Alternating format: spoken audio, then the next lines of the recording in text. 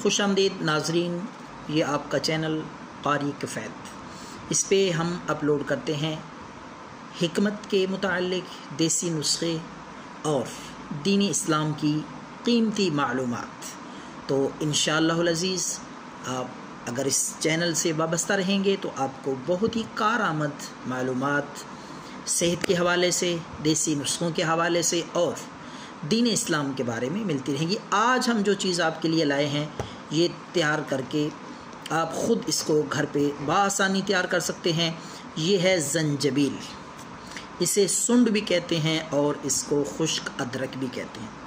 بے شمار فوائد ہیں اس کے، یہ قدرت کا انمول تحفہ ہے انسانیت کے لیے۔ لیکن ہوتا یہ ہے کہ ہم بے شمار ایسی چیزیں جو ہمارے گھر میں ہوتی ہیں ہم ان کی افادیت نہیں جانتے۔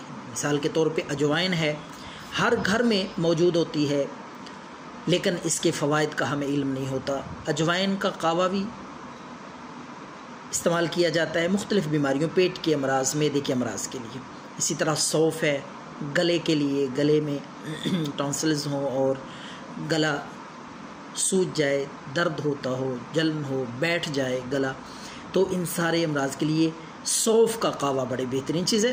مقصد یہ ہے بات کرنے کا، بے شمار قدرتی دیسی چیزیں ایسی ہیں جو ہمارے گھر میں ہوتی ہیں لیکن ہمیں ان کی افادیت کا نہیں پتہ۔ آج ہم سنڈ کے فوائد آپ کے سامنے رکھیں گے۔ اگر آپ یہ دیکھیں سنڈ ہے، اس کا سفوف بنا کے آپ اس طرح محفوظ کر لیں۔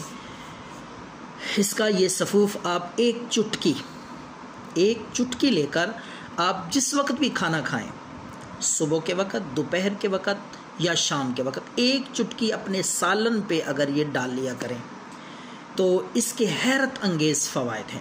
یہ ایک تو طاقت کے لیے ہے، معدے کے لیے بہترین چیز ہے، کمزوری کے لیے جن کو پٹھوں میں درد رہتا ہے، پٹھوں کا کھچاؤ، کمر میں درد، آنکھوں میں اندھیرا آتا ہے، اسی طرح مردانہ کمزوری، جنسی کمزوری کے لیے یہ بہترین چیز ہے سنڈ۔ اور اس کا دوسرا طریقہ بھی یہ ہے پکانے کا بھی، ایک چمچ اگر دیسی گھی لے لیا جائے، ایک چمچ دیسی گھی برتن میں ڈال کے اور آدھا چمچ یہ ڈال کے سفوف اس کو پکایا جائے، تھوڑا سا ہلکا سا نمک مرچ ڈال کے، تو سالن کے طور پہ اگر استعمال کیا جائے تو بہترین اس کے بھی فوائد ہیں بے شمار بیماریوں کے لیے۔ تو یہ سادہ سی قدرتی دیسی چیز ہر سالن پہ، ہر کھانے میں یہ استعمال کریں، اس کے بے شمار فوائد ہیں۔ امید ہے آپ کو یہ نسخہ پسند آیا ہوگا، دعاؤں میں یاد رکھیں۔ اللہ حافظ۔